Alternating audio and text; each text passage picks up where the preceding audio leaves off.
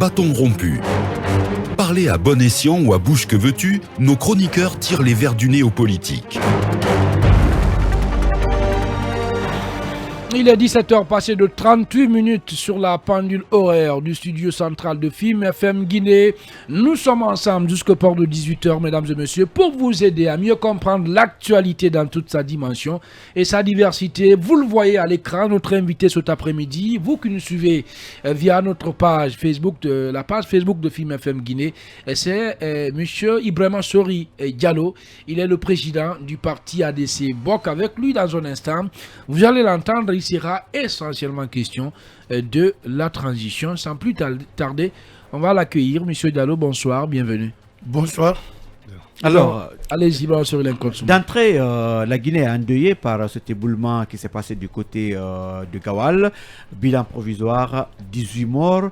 Et il n'y a pas une grande communication des autorités là-dessus. Il a fallu d'ailleurs que la presse serve de relais pour que naisse la réaction du gouvernement. Comment réagissez-vous à cette actualité du côté de Concitel?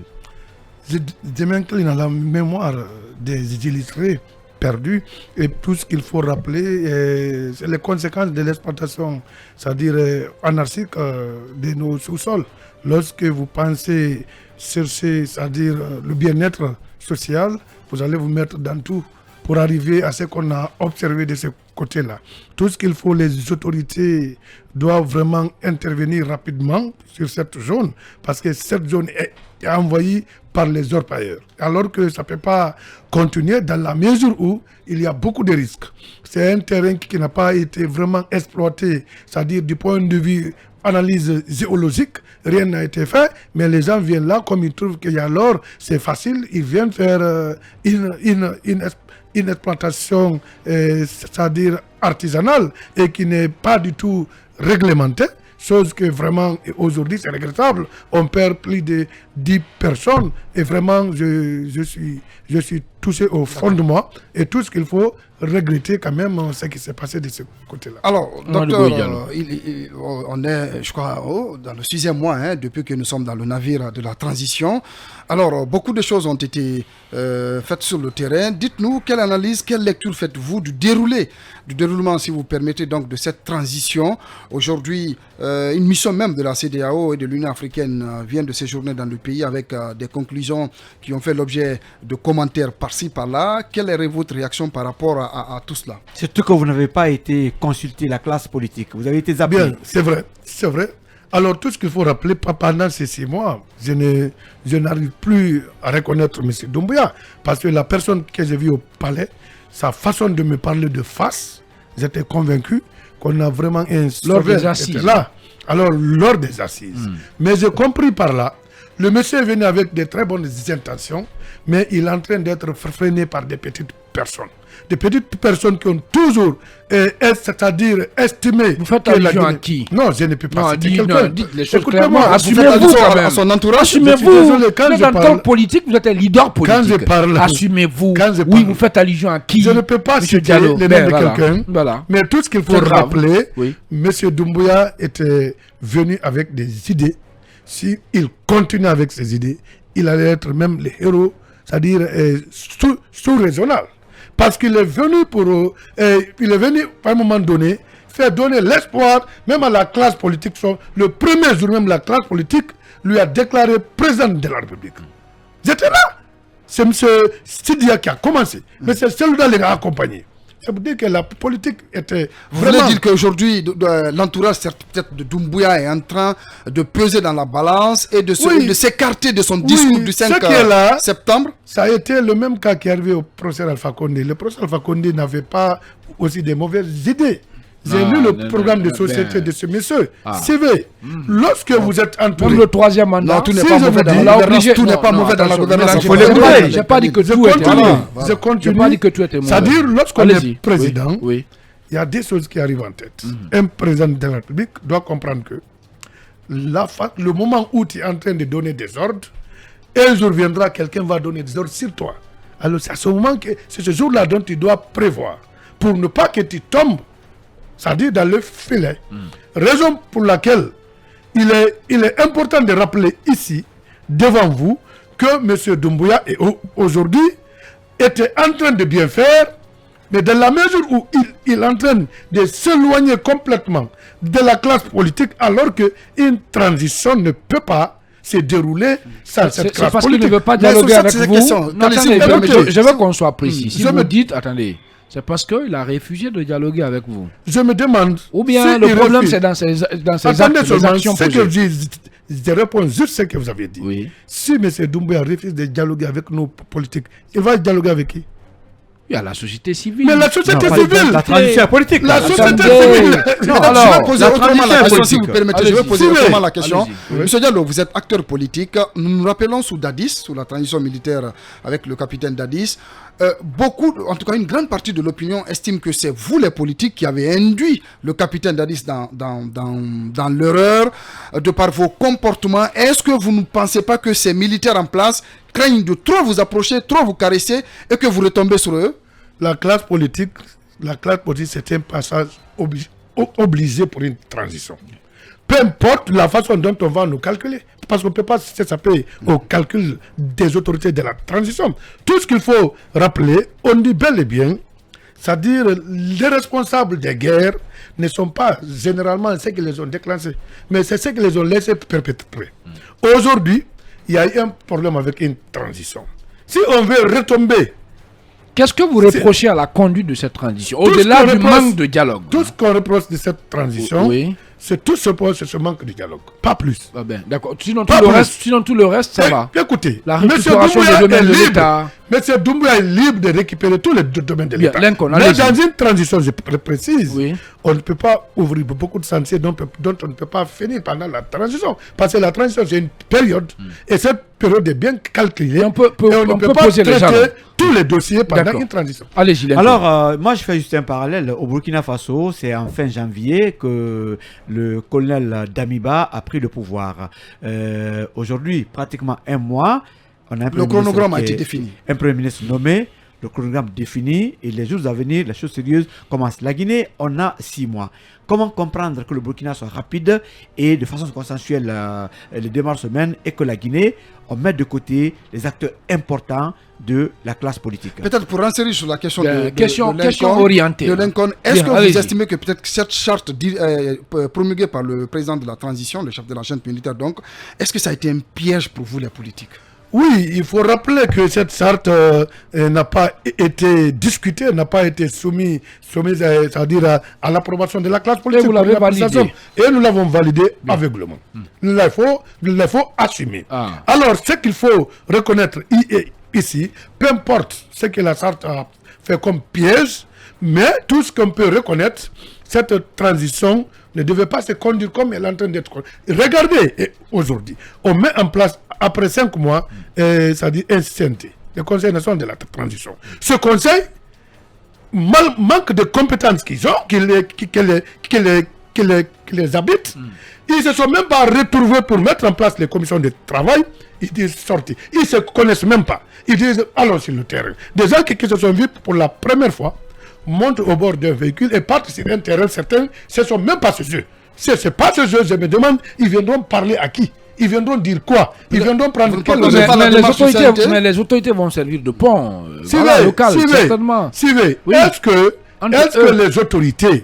que les autorités constituent la représentation à la base? Non, justement, je dis ces autorités peuvent servir de pont. Justement, peuvent mettre ces conseillers de la transition en contact avec les populations à la base. Lorsqu'on est un conseiller, lorsqu'on est conseiller d'une transition, on se regroupe d'abord, on fait la définition. Ils ont élaboré, c'est-à-dire un règlement intérieur. D'ailleurs, la façon dont ce règlement a été adopté, ça a été fait dans les 24 heures.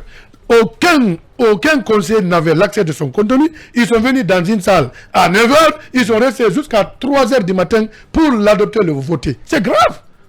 Quand il n'a pas eu, il est dit que lorsqu'un législation aussi a posé des actes qui n'ont pas été aussi appréciés. Lorsqu'un conseiller reçoit un document, il doit l'analyser 72 heures avant le vote. Et lorsque vous recevez le texte le même jour, vous n'avez même pas connaissance de partir vous voter le texte. C'est des bénévoles. Oui, mais la politique générale du gouvernement avec Kassori, ça a été la même chose avec vous. Et là, vous étiez député à l'Assemblée nationale. Il y a eu des pratiques aussi qui persistaient au sein de votre Assemblée nationale. Je vous dis, tous les textes. Vous étiez là quand même la dernière fois. Moi, la dernière assemblée Covid là. Vous étiez là. là-bas, il y a eu pratiquement la même chose. Il paraît que le président Damoro vous imposait des choses là-bas. Je vous dis, on ne nous a rien imposé. Ah non, je vais vous aider. Tout ce qu'on a fait au Parlement, avant qu'un document ne vienne, le document tombe dans la commission de loi. Je suis désolé de comprendre comme ça, vous voyez comme ça. Vous avez des désinformations. Le document tombe dans la commission de loi, c'est partagé à toutes les autres commissions pour faire connaissance, et le document est soumis à une étude, c'est-à-dire au niveau des commissions et à l'intercommission, et pour maintenant... Cela n'a pas empêché que des lois là-bas que vous n'avez pas en tout cas... Lorsqu'un document vient dans une commission pour étude, et que nous, les secrétaires parlementaires, on partage à toutes les commissions, chaque député, les 114, chacun devait avoir une copie, c'est-à-dire étudier le document et revenir dans ce qu'on appelle l'analyse de l'intercommission. À l'intercommission, on termine et on vient maintenant à la plénière. Alors, donc, je vous dis que le document était bien étudié. On va essayer de progresser un peu dans le débat.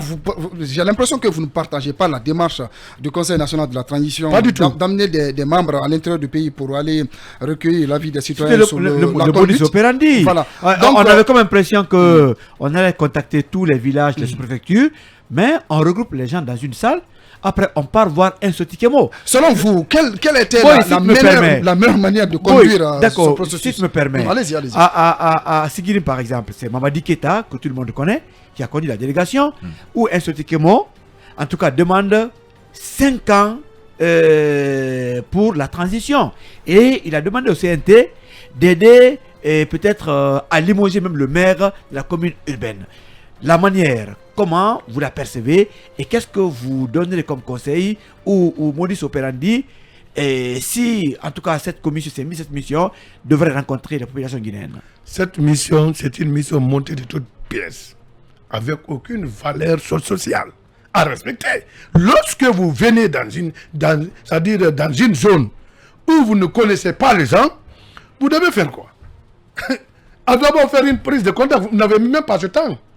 C'est parce que vous n'avez que 2 ou 3 jours dans la zone, que moi j'appelais, parce que j'étais enquêteur, dans la zone de dénombrement. Alors lorsque vous venez, vous n'êtes pas outillé, vous n'avez même pas votre questionnaire préalable que vous détenez. Non, mais vous n'avez même pas le temps de lire. Il y a des questionnaires, il y a des fiches. Oui, j'ai dit c'est ça, j'ai dit votre questionnaire préalable, parce que je vis ce questionnaire préalable. Votre questionnaire préalable, vous-même qui venez, vous n'avez même pas eu le temps de maîtriser votre questionnaire préalable. Alors si je comprends bien, il fallait que ces membres, ces conseillers en tout cas, soient au niveau du palais du peuple et décident tout bonnement tout là-bas. Quelle était la démarche à suivre? Voilà, merci bien. Lorsque vous êtes, c'est-à-dire des conseillers, vous voulez sortir sur le terrain, vous devez faire des préparations.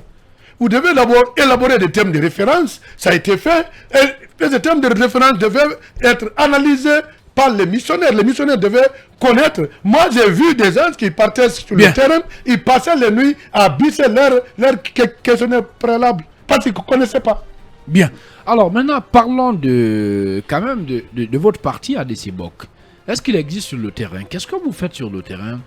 Bon, vous savez, parce qu'on ne vous voit pas faire des assemblées générales. Non, oui. Non, écoutez. Et d'ailleurs, c'est vous pratiquement, seulement on entend dans les médias. Écoutez. Dès qu'on dit à Dessibok, on dit Bansor Diallo. Attention, oui. Attention, vous ne comprenez pas. Non, mais dans le parti Dessibok, il y a des disciplines.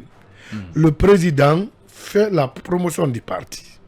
Lorsque le président communique, c'est que vous ne voyez pas de communication contraire, c'est que c'est partagé. Les chargés de com ont leur responsabilité dans la conduite du parti pendant les périodes, c'est-à-dire inscrites pour la campagne, pré-campagne et autres. Maintenant, lorsque vous n'êtes pas, c'est-à-dire en période de campagne ou de pré-campagne, c'est seulement le président qui communique. Non, le président, il peut mandater. Vous seul, président, chargé de communication. Suivez-moi, non, je ne suis pas le chargé de com. Il y a un directoire de communication qui est tout va. Oui. Vous connaissez le BOC quand vous venez par nos conférences de presse. Vous avez toujours vu quand même des éléments très très importants. Nous avons qu'une ressource humaine qualifiée et qui a toujours montré sa présence sur le terrain. Est-ce que si on vous tendait la main pour être nommé à un poste quelconque au cours de cette transition, est-ce que vous allez l'accepter, monsieur Ibrahima Bon, Diallo, écoutez, ancien avant député tout, à l'Assemblée Covid? Avant tout, dans une transition, la charte est claire. Tous les membres du gouvernement ne seront pas candidatés pendant les élections. Et moi, je vais être élu.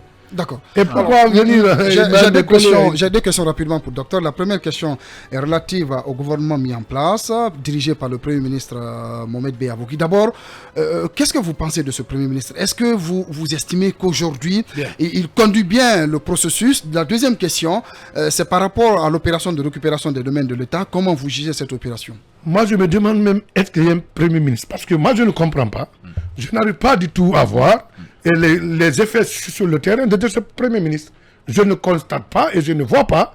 Ça dit son effet. Je vois quand même l'action de monsieur, comment je l'appelle, le ministre secrétaire général à la présidence. Je vois l'existence de monsieur, c'est-à-dire de monsieur le président qui parle. Mais ce Premier ministre, je suis très vraiment désolé de répondre à votre question favorablement pour lui parce que moi je ne comprends pas. Je ne sens pas son existence. Allez, malheureusement, nous sommes pris par le temps. Pays. Merci d'avoir répondu à notre invitation, monsieur Diallo. Merci beaucoup. C'est l'essentiel de ce numéro de Talk Politique. Merci à tous de l'avoir suivi. Vous avez rendez-vous avec les infos sur les coups de 18h sur Film FM Guinée. Prenez soin de vous, que vous soyez dans le monde.